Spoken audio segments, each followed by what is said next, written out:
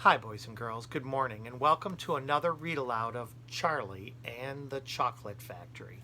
Today, we're going to be reading chapter 26, and it looks like we'll be finishing this book this week on Friday.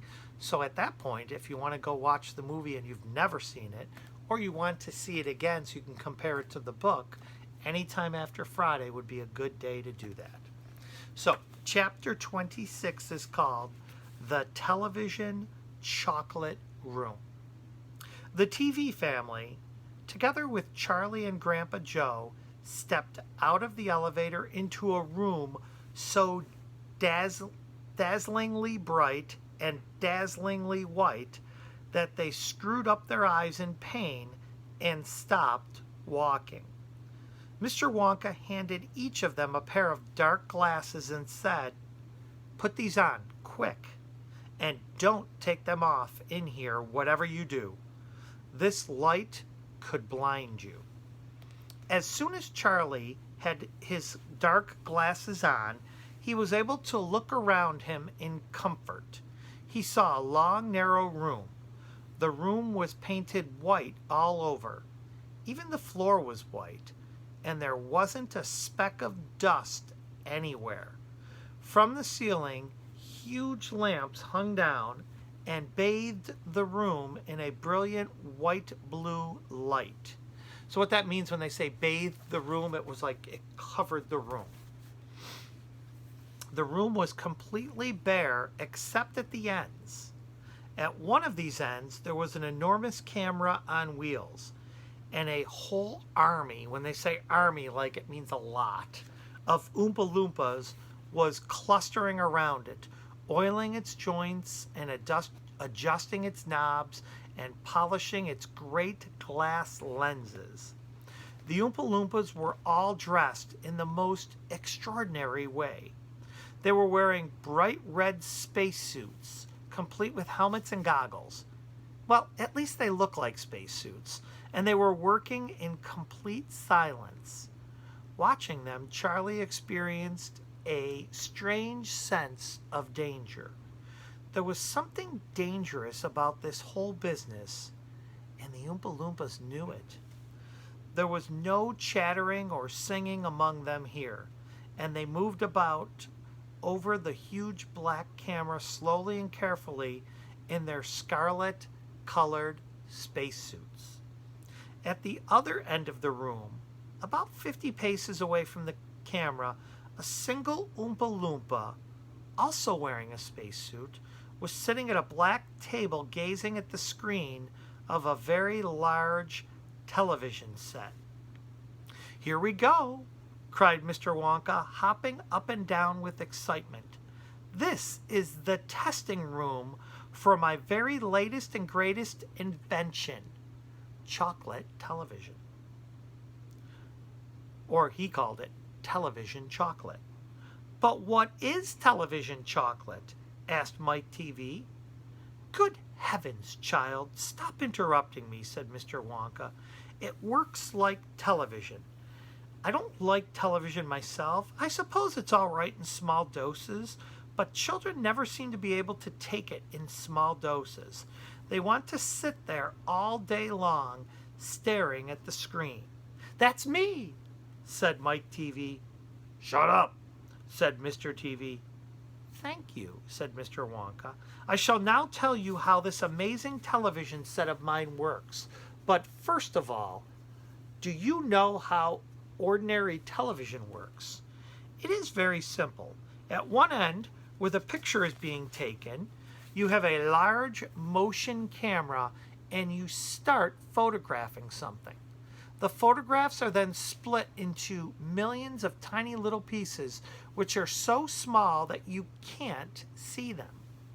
And those little pieces are shot out into the sky by electricity. In the sky, they go whizzing around all over the place until suddenly they hit the antenna on the roof of someone's house. They then go flashing down the wire that leads right into the back of the television set, and in there they get jiggled and joggled around until at last every single one of those millions of tiny pieces is fitted back into its right place, just like a jigsaw puzzle. And presto, the photograph appears on the screen. That isn't exactly how it works, Mike TV said. By the way, here's the picture of Mike TV and Mr. Wonka with their glasses on. You can see that.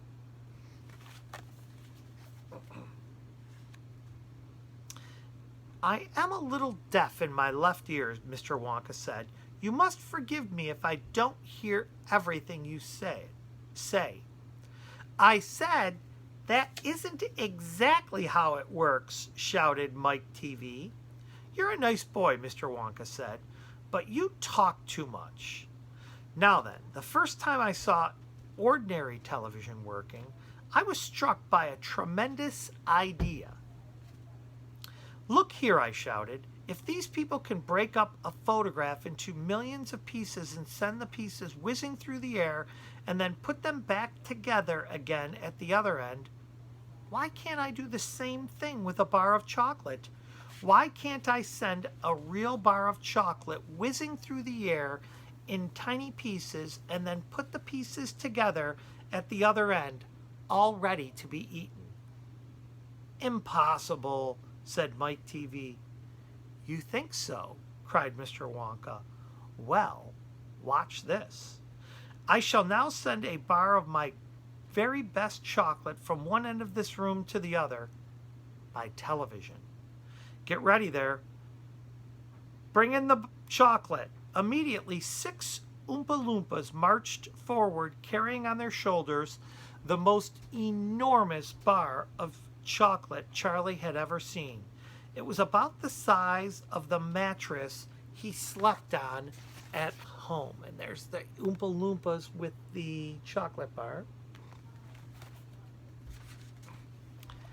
It has to be big, Mr. Wonka explained, especially whenever you send something by television.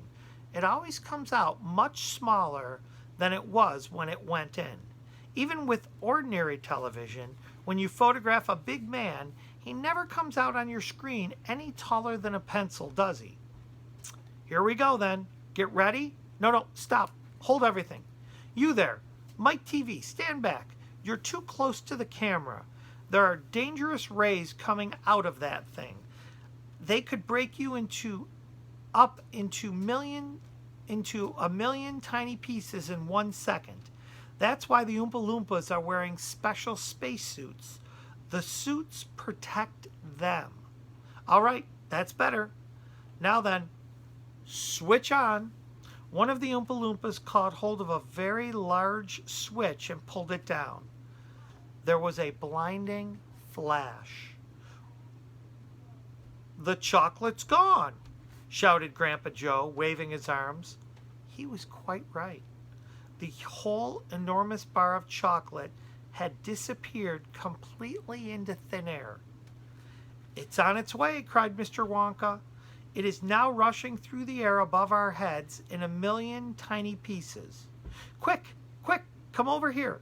He dashed over to the other end of the room where the large television set was standing, and the others followed him. Watch the screen, he cried. Here it comes. Look. The screen flickered and lit up. Then suddenly a small bar of chocolate appeared in the middle of the screen. Take it, shouted Mr. Wonka, growing more and more excited. How can you take it? Asked Mike TV, laughing. It's just a picture on a television screen. Charlie Bucket, cried Mr. Wonka, you take it. Reach out and grab it. Charlie put out his hand and touched the screen, and suddenly, miraculously, the bar of chocolate came away in his fingers. He was so surprised he nearly dropped it. Eat it, shouted Mr. Wonka. Go on and eat it. It'll be delicious. It's the same bar. It's gotten smaller on the journey, that's all. It's absolutely fantastic, gasped Grandpa Joe. It's a miracle. Just imagine, cried Mr. Wonka, when I start using this across the country, you'll be sitting at home watching television, and suddenly a commercial will flash onto the screen, and a voice will say, "Eat Wonka's chocolates. They're the best in the world. If you don't believe us, try one for yourself now." And you simply reach out and take one. How about that, eh? Terrific, cried Grandpa Joe. It will change the world. And that is the end of chapter 26. Tomorrow we will do chapter 27. It's a long one, and it's called Mike TV is Sent by Television. Have a great day, boys and girls, and we will see you later today. Bye.